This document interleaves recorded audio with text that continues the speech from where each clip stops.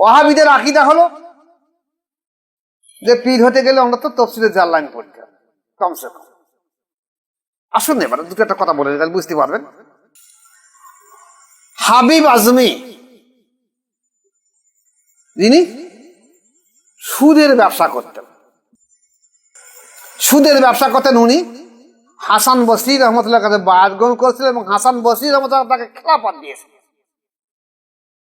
যে হাসান বসরি রহমতুল্লাহ ছিলেন কে? তাবিঈন। তিনি খেলাফত দেন কাকে? একটা সুদখোরকে, যিনি জীবনে কোনদিনকে তাফসীরে জালালাইন পড়েন, তাফসীরে জালালাইন তৈরি হয়নি। হাসান বসরি রহমতুল্লাহ ভুল করেছে। আশরাফ আলী থানভী সাহেবের পীর সাহেব, প্রথম জীবনের পীর সাহেব হাজী ইমদাদুল্লাহ মুহাজির মক্কি রহমতুল্লাহ আলাইহি, উনি কিন্তু তাফসীরে জালালাইন পড়েননি। কেউ কেউ বলছেন কাফিয়া পর্যন্ত পড়াশোনা করেছেন, কেউ কেউ বলছেন আরো কম, কিন্তু তাফসীরে জালালাইন পড়াশোনা করেননি। এখন যারা আজ সুন্নি জামাত করছে, আমাদের দেশের যেসব দলগুলো, এই যেমন ফুরফুরা শরীফ বা রুলামি সাহেবের বংশধররা, এনারাও বলছে যে পীর হতে গেলে তাফসীরে জালালাইন পড়তে হবে, আলেম ওলামা মাওলানা মৌলভী সব। তাই এই কথাগুলো তো আশরাফ আলী থানভী সাহেবের। কার কথা? আশরাফ আলী থানভী সাহেব। কিন্তু একটা ওয়াহাবি আলিম, যিনি আল্লাহ রাসূল সাল্লাল্লাহু আলাইহি ওয়াসাল্লাম সম্পর্কে বহু বাজে বাজে মন্তব্য করেছে। তোমরা তাকে গুরু বলে মানছো কেন? পীর সাহেব বলে মানছো কেন? মুর্শিদ বলে মানছো কেন? তার কথা মানছো কেন? এই যে ইমাম আহমদ বিন হাম্বল রহমতুল্লাহ আলাইহি, উনি বায়াত গ্রহণ করেন বিশে হাফিজ রহমতুল্লাহ আলাইহির কাছে, যিনি জীবনে মাদ্রাসার দরজা দেখিনি, আর যিনি সারা জীবন মদ পান করতেন। তাহলে ইমাম আহমদ বিন হাম্বল রহমতুল্লাহ ভুল করেছে। আসলে এই সুন্নি জামাতকে মুছে দেওয়ার জন্য একটা ব্যাপক চক্রান্ত। আজ একটা বিশেষ জিনিস আপনাদের সামনে আলোচনা করে দিয়ে দিচ্ছি।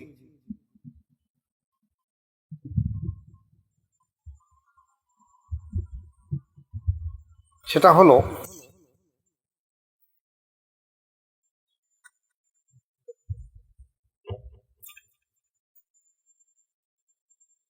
প্রকৃত সুন্নি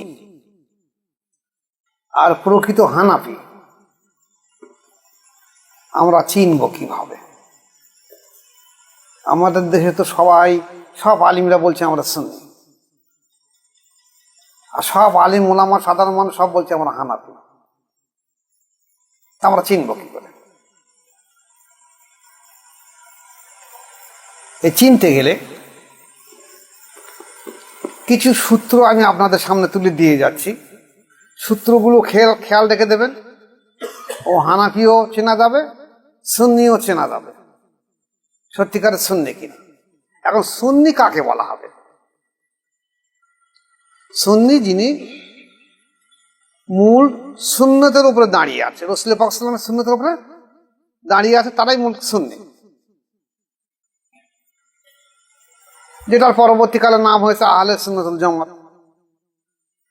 এখন মজার জিনিস দেখি না, এই জায়গায় আসতে গেলে আমাকে এই জিনিসটা একটু আলোচনা করে দিতে হবে যে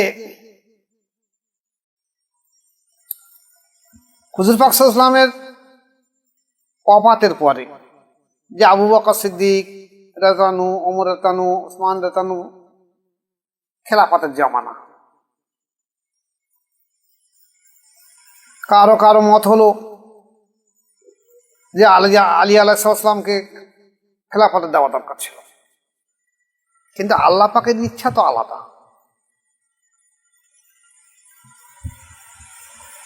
যেটা ঘটে গেছে সেটা মেনে নিতে হবে, যেটা আল্লাহ পাকের ইচ্ছা। যদি আল্লাহ পাকের ইচ্ছা তাই হতো, আর সবকিছু পরিবর্তন হয়ে আসতো। চাই রাষ্ট্রের ক্ষমতার জন্য আবু বকর সিদ্দিক রাদিয়াল্লাহু ছিলেন সর্বোত্তম, এটা মেনে নিতে হবে। কিন্তু হুজুর পাক সাল্লাল্লাহু আলাইহি ওয়াসাল্লাম বললেন যে আমি যার মাওলা, আলী তার মাওলা। আবার বলেছেন কি, আমি যে জ্ঞানের শহর, তার দরজা হলো আলী রাদিয়াল্লাহু। তাহলে এই যে জ্ঞানের শহর বা মাওলার দিকে ইশারা হলো, যে রসুল পাক সাল্লাল্লাহু আলাইহি ওয়াসাল্লামের কাছ থেকে আলী আলাইহিস সালাম একটা প্রজ্ঞার জ্ঞান পেয়েছিলেন, যে জ্ঞানটা খেলাফতে প্রজ্ঞার আলাদা জ্ঞান আছে।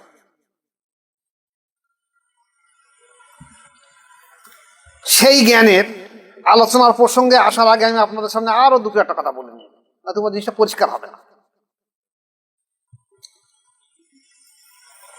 যারা তরিকা করেন, বিশেষ করে যারা নকশাবন্দি এবং মোজাদ্দেদের তরিকা করেন, এছাড়া কাদেরিয়া চিশতিয়া তরিকার যারা ফানার মোকামে বা বাঁকার মোকামে কাজ করছে, আমার কথাটা তাদের মধ্যে কিছু কিছু বুঝিয়ে আসবে, বাকি কেউ বুঝতে পারবে না।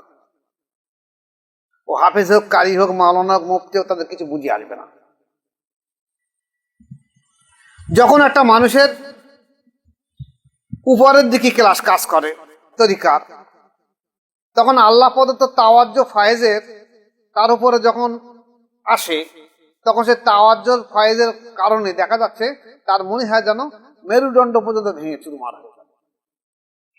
আল্লাহ প্রদত্ত তাওয়াজ্জুহ এমন একটা শক্তি।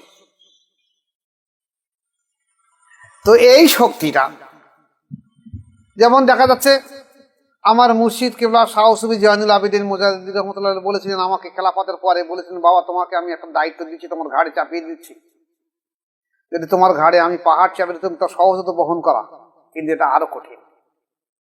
সেদিন বুঝিনি, আজ বুঝেছি কথাটা কতটা সঠিক।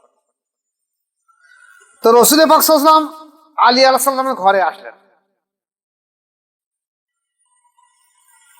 আসার পরে কিছু কথোপকথন আরম্ভ হয়েছে, সেই সময় ওহী আসছে। এখন ওহী যখন আসে তখন দেখা গেছে, ইতিহাস বলছে যে মৌমাছি যেমন গুনগুন গুনগুন করে আওয়াজ হয়, এরকম একটা আওয়াজ হতো ওহী আসার সময়। তা হুজুর পাক সাল্লাল্লাহু আলাইহি ওয়াসাল্লাম বুঝলেন ওহী আসছে।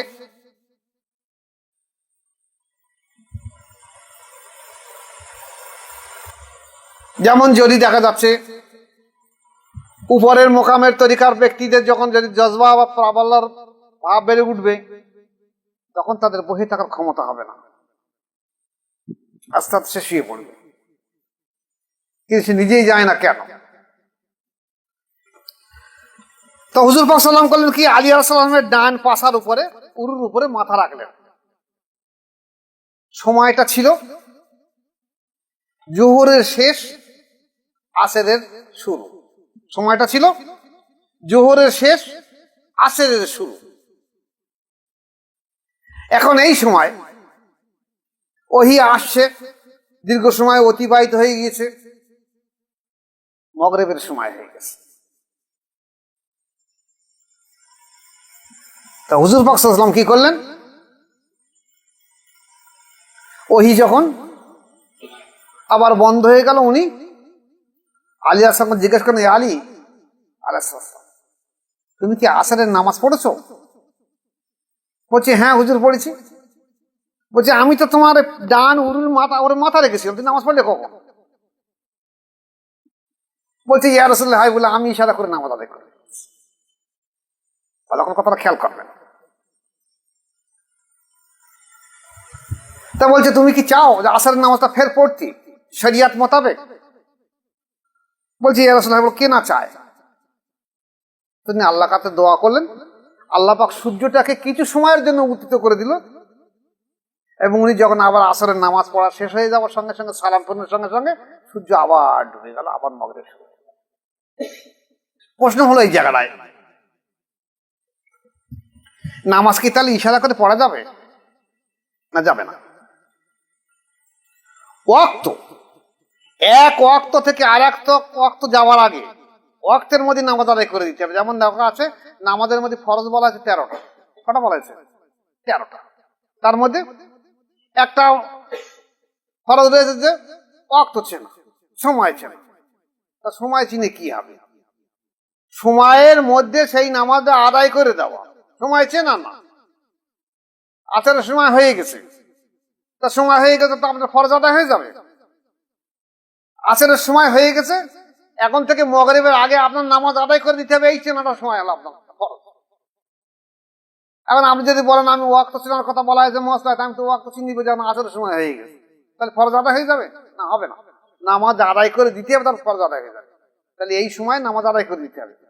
তা আসরের নামাজের মধ্যে নামাজ আদায় করে দিতে হবে। তা আলী আলাইহিস সালাম করলেন কি, যখন যে রাসূল পাক সাল্লাল্লাহু আলাইহি ওয়াসাল্লাম যখন আমার উরুর উপরে মাথা রেখে ওহী আসে, উনি যদি না ওঠে তার মধ্যে উঠতে বলতে পারছি না, তাহলে আসরের ওয়াক্তের এই নামাজ আমার আদায় করে দিতে হবে। তাই আমাকে ইশারা করে নামাজ আদায় করে দিতে হবে। এখন এই নামাজের মধ্যে কিছু রকম পদ্ধতি রয়ে গেছে। যেমন দেখা গেছে যদি কেউ মনে করে যে আমি ইশারা করে নামাজ আদায় করবো, মাথা ঝোঁকাবো, ইশারা করব, সামান্য রুকু করবো, আর বেশি ঝুঁকে সেজদা করব, এর জন্য অজু তায়াম্মুম করতে হবে। এর জন্য অজু তায়াম্মুম করতে হবে। কিন্তু যদি একটা তাসাউফপন্থী যার অন্তর আল্লাহর জিকিরে জারি আছে, সেই রূপ ধরনের ব্যক্তি যদি তার লতিফায় খেয়াল করে নামাজ আদায় করে দেয়, তাহলে আর রুকু ঝোঁকানোর দরকার পড়বে না। এখন এখানে প্রশ্ন আসবে যে আলী আলাইহিস সালাম কিভাবে নামাজ পড়েছিলেন? কি রুকু সেজদা ঝুঁকেছিলেন না ইশারা করে নামাজ পড়েছিলেন? যেহেতু উনি প্রজ্ঞার জ্ঞানে জ্ঞানী, তাই উনি ইশারা করেই নামাজ পড়েছেন, সবাইকে ইশারা করে, রুকু সেজদার মাধ্যম দিয়ে নয়। কারণ রাসূল পাক সাল্লাল্লাহু আলাইহি ওয়াসাল্লাম যখন ওনার মাথা মোবারক ওনার উড়তে আছে, উনি যদি সেজদা করতেন, হয়তো কোনো কারণবশত রাসূল পাক সাল্লাল্লাহু আলাইহি ওয়াসাল্লামের শরীরের উপরে কোন রকম টাচ বা সম্পর্ক হতে পারত, তাই উনি সবকে খেয়াল করে নামাজ আদায় করতেন। এইটা খেয়াল রেখে দেবেন। এখন তাহলে সবকে না খেয়াল করে নামাজ আদায় করা যাবে? হ্যাঁ যাবে। যে যে অবস্থায় যখন যেভাবে আছে সেই অবস্থার মাধ্যমে তাকে নামাজ আদায় করে দিতে হবে। পরে যদি সময় পায় সেই নামাজটা দৌড়া দিয়ে দেবে। আমি বলেছি, একটা তো ইউটিউবে বলে দিয়ে দিচ্ছ, ওয়াক্ত হয়ে গেলে নামাজ আদায় করতে হবে। আমার এখানে পানির ব্যবস্থা নেই, তৈমুম করে নামাজ আদায় করে দিতে হবে। যদি আবার এই ওয়াক্তের মধ্যে কোনো জায়গায় গিয়ে পানি পাওয়া যায়, তাহলে আবার পানি অজু করে আবার নামাজ আদায় করতে হবে। একটা আদায় হবে, একটা দৌড়া হবে, নামাজ আদায় করতে হবে। তাহলে আলী আলাইহিস সালামকে আল্লাহ পাক এমন একটা দরজার সম্মান দিয়েছিলেন, ওনার সম্মানার্থে আল্লাহ পাক কি করলেন, সূর্যকে আবার কিছু সময় আবার ডুবে যাওয়া সূর্যকে তুলে দিলেন। প্রজ্ঞার জ্ঞান কেমন জিনিস দেখে দেন, আল্লাহ প্রদত্ত জ্ঞান। এই আলী আলাইহিস সালাম আর একবার সূর্য, ওনার জীবন অবস্থায় আর একবার সূর্য উদিত হয়েছিল। সে সময় সম্ভবত উনি তখন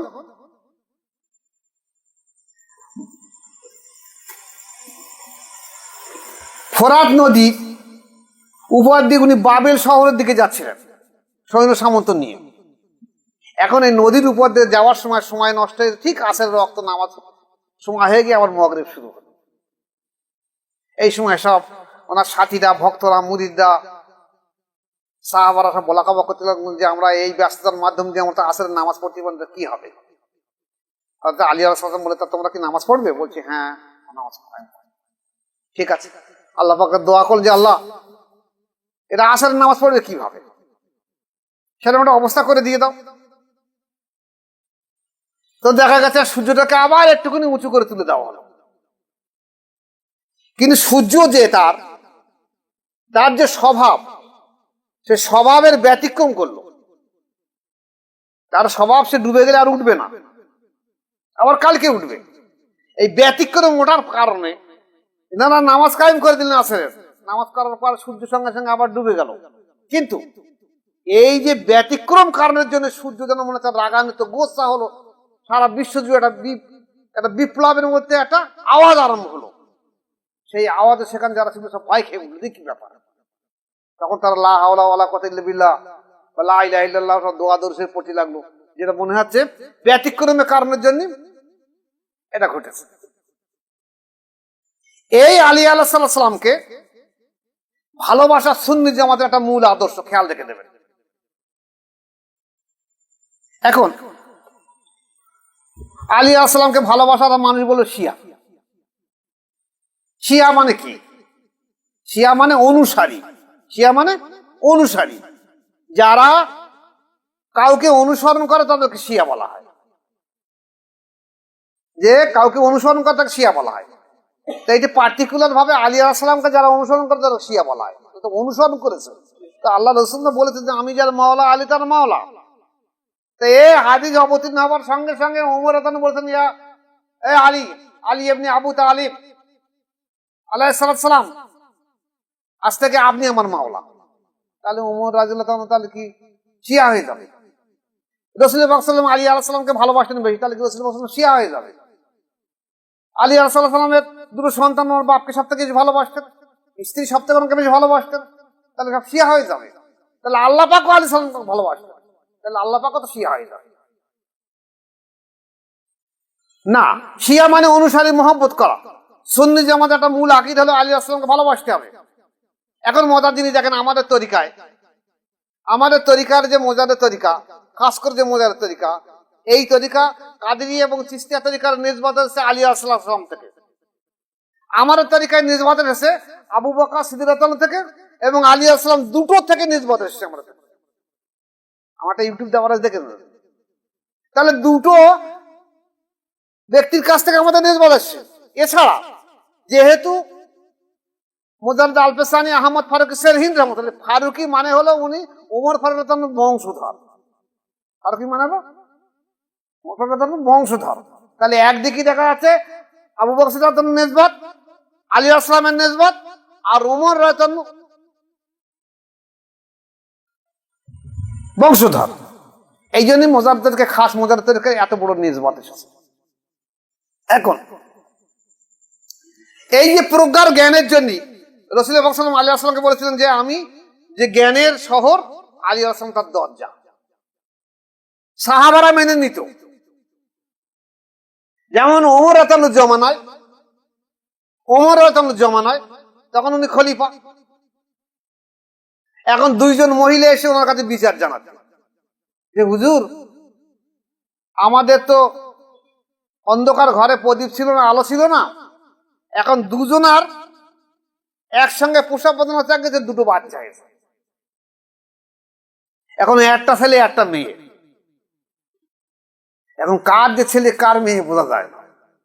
এই বলে আমার ছেলে, ও বলে আমার ছেলে, এখন আমরা কি করবো? ওরা তখন খেলাফতের জামান আমার কাছে বললেন যে আমিরুল মুমিনের বিচার করে দেন। উনি মাথা চুলকে সব মাটি কোন দেশি কথা, কার দেবো ছেলেটারে? তখন উনি ওমর রাদিয়াল্লাহু আস্তে আস্তে আলী আলাইহিস সালামের কাছে গেলেন যে আমার এই বিচারটা একটু করে দেন, একটু এই আমি বিরাট জটিল সমস্যায় পড়ে গেছি। বলছে কি ব্যাপার? তা বলছে এই ব্যাপার। তো হো করে হাসা আরম্ভ করছে, বলে ছোট্ট দিকে বিচার ঠিক করতে পারেননি, এটা সামান্য জিনিস। আপনি আমিরুল মুমিনের সামান্য জিনিস নিয়ে আপনি এত চিন্তা ভাবনা করছেন কেন? বলছে আমার তো মাথায় কাজই করে না, বুঝি নাই তো দাবিদার।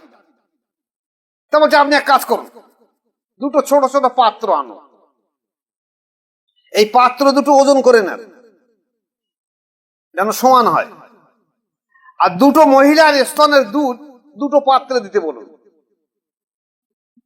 দিয়ে পাল্লায় ওজন করুন। দেখবেন একটা মহিলার দুধ ভারী হয়েছে, একটা মহিলার দুধ হালকা হয়েছে। বলছে কেন? বলছে যে সন্তানের পুরুষ ছেলে সন্তান হবে তার দুধ গাঢ় হবে এবং ওজন বেশি হবে। বলছে আমার তো এটা জানা আছে না। এ হলো প্রজ্ঞার জ্ঞান। এখন এই জ্ঞানের দরজা, জ্ঞানের শহরের দরজা, যদি আপনি তাকে ভালো না বাসেন, সম্মান না দেন, ইজ্জত না দেন, তাহলে দেখা যাচ্ছে আপনি সুন্নি জামাত হবেন কি করে? সুন্নি মানে এই নয় যে আলী আলাইহিস সালামকে মানে বলেছে শিয়া হয়ে যাবে। আমাকে মানতে হবে, আল্লাহ রাসূল তাকে প্রাধান্য দিতে, আমাকে প্রাধান্য দিতে হবে। এখানে আসুন,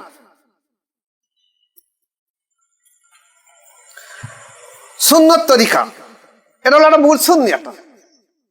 এখন আরো কিছু কিছু জিনিস বলে দিয়ে দেই যে সুন্নত তরিকা, সুন্নত জামাত আমরা আরো বেশি চিনবো কিভাবে। একটা হলো যেন আলী আলাইহিস সালামকে তারা মেনে নেবে। দ্বিতীয় হলো এমনি ওমর রাদিয়াল্লাহু আনহু বলেছেন যে রাসূল পাক সাল্লাল্লাহু আলাইহি ওয়াসাল্লাম আমাকে কথা বলেছেন, যাই ইবনে ওমর রাদিয়াল্লাহু আনহু, যখন তুমি আমার মাজারে জিয়ারাতে আসবে তখন কাবার দিকে পিছন দিয়ে আমার দিকে মুখ করে করে আসবে, এসে আমার মাজার সামনে রেখে তুমি দোয়া সালাম জানাবে, আসসালামু আলাইকা ইয়া রাসূলুল্লাহ ইয়া হাবিবাল্লাহ।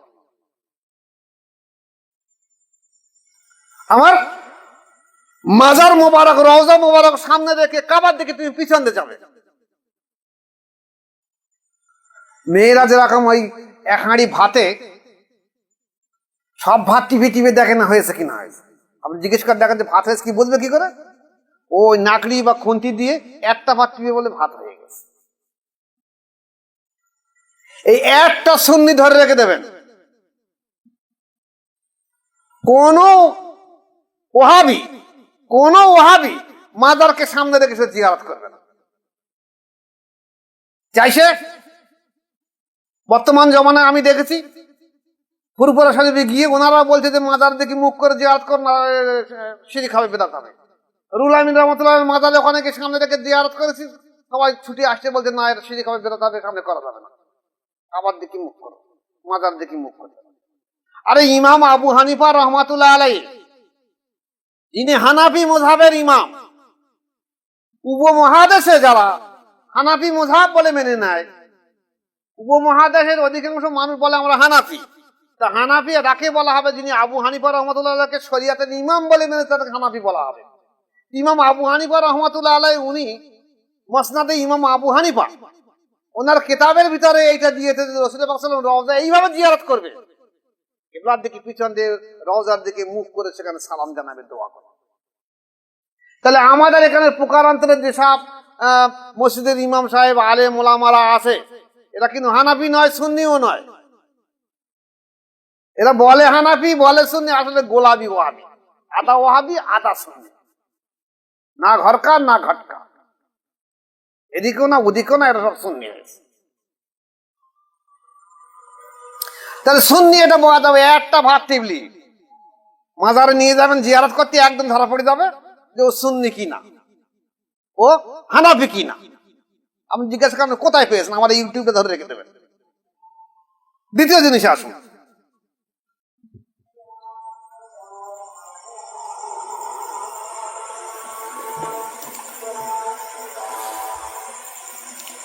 আশরাফ আলী থানভী সাহেব। আশরাফ আলী থানভী সাহেব উনি প্রথম জীবনে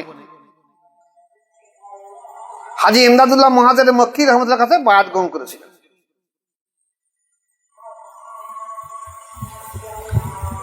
তখন উনি পীরমুরি থেকে প্রাধান্য দিয়েছেন। পরবর্তীকালে ওয়াহাবি মতাদর্শের মধ্যে উনি ঢুকে গিয়ে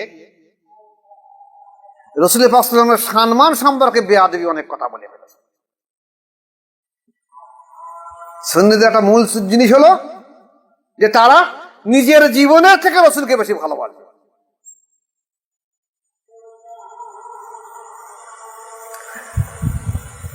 জনৈক সাহাবা বলেছিলেন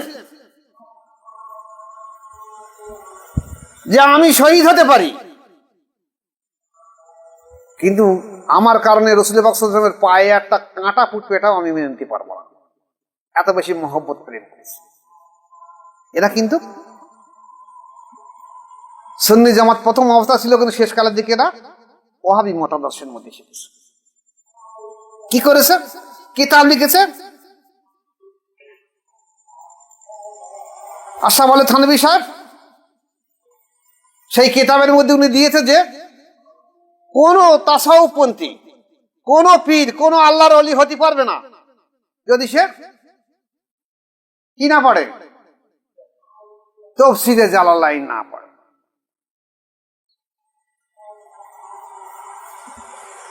তাফসীরে জালালাইন না পড়ে।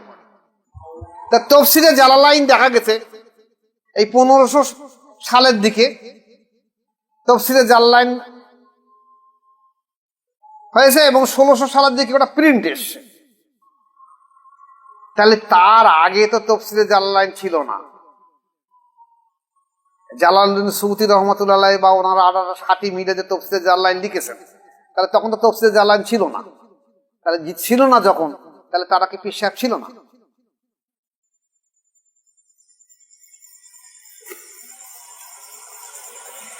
এই সুন্নিদের এটা একটা বৈশিষ্ট্য দেখে রেখে দেবেন। আর ওয়াহাবিদের বৈশিষ্ট্য, ওয়াহাবিদের আকীদা হলো যে পীর হতে গেলে অন্তত তাফসীরে জালালাইন পড়তে হবে কমসে কম। আসুন এবার দুটো একটা কথা বলে তাহলে বুঝতে পারবেন।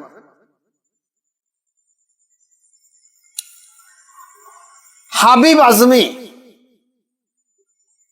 যিনি সুদের ব্যবসা করতেন, সুদের ব্যবসা করতেন, উনি হাসান বসরি রহমতুল্লাহর কাছে বায়াত গ্রহণ করেছিলেন এবং হাসান বসরি রহমতুল্লাহ তাকে খেলাফত দিয়েছিলেন। যে হাসান বসরি রহমতুল্লাহ ছিলেন কে? তাবিন। তিনি খেলাফত দেন কাকে? একটা সুদখোরকে, যিনি জীবনে কোনদিনকে তফসিলে জালালাইন পড়ে, তফসিল তৈরি হয়নি। হাসান বসরি রহমতুল্লাহ ভুল করেছে। আসুন, ফজাইল ইবনে আয়াজ প্রথম জীবনে কি ছিলেন? ডাকাত ছিলেন, জীবনে মাদ্রাসায় পড়েনি।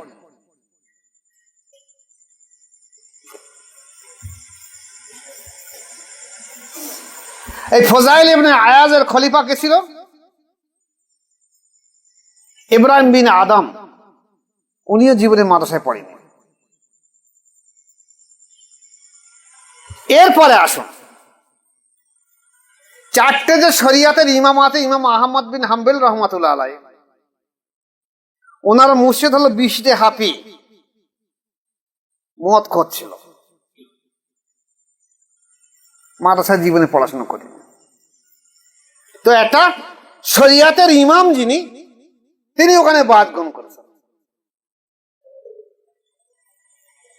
আসুন এবারে আশরাফ আলী থানভী সাহেবের পীর সাহেব, প্রথম জীবনের পীর সাহেব হাজী ইমদাদুল্লাহ মুহাজির মক্কি রহমতুল্লাহ আলাইহি, উনি কিন্তু তফসিলে জালালাইন পড়েননি। কেউ কেউ বলছেন কাফিয়া পর্যন্ত পড়াশোনা করেছেন, কেউ কেউ বলছেন আরো কম, কিন্তু তফসিলে জালালাইন পড়াশোনা করেননি। এখন যারা সুন্নি জামাত করছে, আমাদের দেশের যেসব দলগুলো, এই যেমন ফুরফুরা শরীফ বা রুলামি সাহেবের বংশধররা, এনারাও বলছে যে পীরহাতি করে তফসিলে জালালাইন পড়তে হবে, আলেম ওলামা মাওলানা মৌলভী সব। তাই এই কথাগুলো তো আশরাফ আলী থানভী সাহেবের। কার কথা? আশরাফ আলী থানভী সাহেব কিন্তু একটা ওয়াহাবি আলিম, যিনি আল্লাহ রাসূল সাল্লাল্লাহু আলাইহি ওয়াসাল্লাম সম্পর্কে বহু বাজে বাজে মন্তব্য করেছে। তোমরা তাকে গুরু বলে মানছো কেন? পীর সাহেব বলে মানছো কেন? মুর্শিদ বলে মানছো কেন? তার কথা মানছো কেন? এই যে ইমাম আহমদ বিন হাম্বল রহমাতুল্লাহ আলাইহি, উনি বায়াত গ্রহণ করেন বিশটে হাফি রহমাতুল্লাহ আলাইহির কাছে, যিনি জীবনে মাদ্রাসার দরজা দেখিনি, আর যিনি সারা জীবন মদ পান করতেন। তাহলে ইমাম আহমদ বিন হাম্বল রহমাতুল্লাহ ভুল করেছে। আসলে এই সুন্নি জামাতকে মুছে দেওয়ার জন্য একটা ব্যাপক চক্রান্ত, বড় বড় যেসব কওমি মাদ্রাসা আছে, এই সুন্নি জামাত কে মুছে দেওয়ার জন্য তারা কি করেছে? প্রত্যেকটা মাদ্রাসায় একজন করে শিক্ষককে তারা শিখন্ডি করে দাঁড় করিয়ে দিয়েছে, তোমরা সবাই এখানে বায়াত গ্রহণ করবে। কারণ ও হাদিস পড়াতে পারে, ও তফসিলে জালালাইন পড়তে পারে, ও বয়স হয়ে গেছে, ওর কাছে বায়াত গ্রহণ করবে। আরে বায়াত হওয়ার জন্য যে অন্তঃশুদ্ধ তাজকিয়া নফসের দরকার, এটা হলো সুন্নি আকীদার মূল জিনিস। মূল সুন্নি হলো, সুন্নি জামাত হলো, সে ব্যক্তি বায়াত গ্রহণ করবে, সে তার অন্তর যেখানে জারি হবে এবং সে তাজকিয়া নফসের জন্য কঠোর সাধ্য সাধনা করবে। সুন্নি জামাতের মূল জিনিস। এখান তো তা হবে না। এদের খাওয়া দাওয়া ঠিক নেই, আচার আচরণ ঠিক নেই, কিন্তু বাহ্যিকভাবে সুন্নি হিসেবে প্রচার করছে এবং সাধারণ মানুষকে বিভ্রান্ত করে দিতে, যেন এই সঠিক আল্লাহর ওলির মানুষের কাছে না যায়, এদের কাছে যেন আসে। এটা করেছে কে? আশরাফ আলী থানভী সাহেব। আমাদের দেশে যারা সুন্নি জামাত, আজ ফুরফুরারা, রুহুল আমিন রহমাতুল্লাহ আলাইহি বংশধররা, এটাকে আমরা সুন্নি জামাত বলে মনে করি, এরাও এই কথা বলছে যে পীর হতে গেলে আমরা তো তফসিলে জালালাইন পড়তে হবে। তাহলে আমি আপনাদেরকে পূর্ণ করি যে আহমদ বিন হাম্বল রহমাতুল্লাহ আলাইহি, উনি যে বায়াত গ্রহণ করলেন বিশটে হাফি রহমাতুল্লাহর কাছে, উনি তো তফসিলে জালালাইন পড়েননি। আপনারা কি বলবেন সেখানে? কি বলবেন?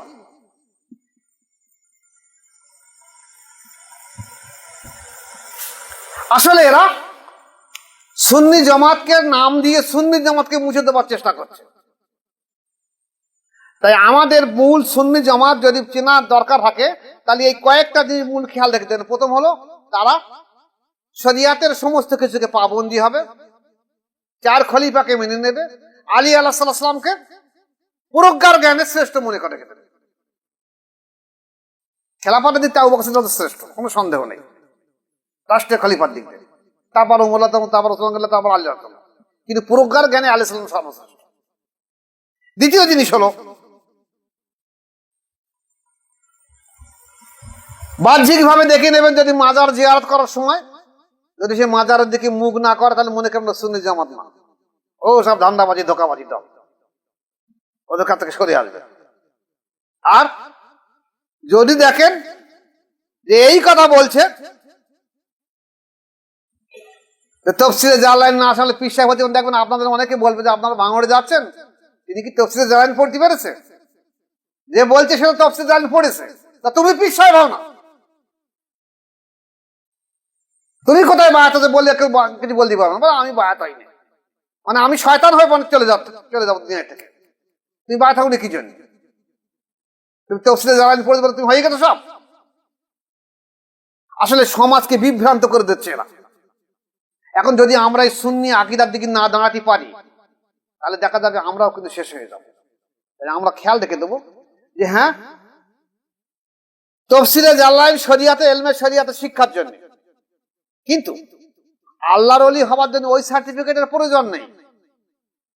তার অন্তর জেকেরে জারি হতে হবে, নফসে আম্মারা চরিত্র সে সংশোধন করে সে নফসে লওয়ামা, নফসে মোলেবা, নফসে মুতমাইন্না চলে যাবে, আল্লাহর সঙ্গে জোড় পয়দা করে দিতে পারবে।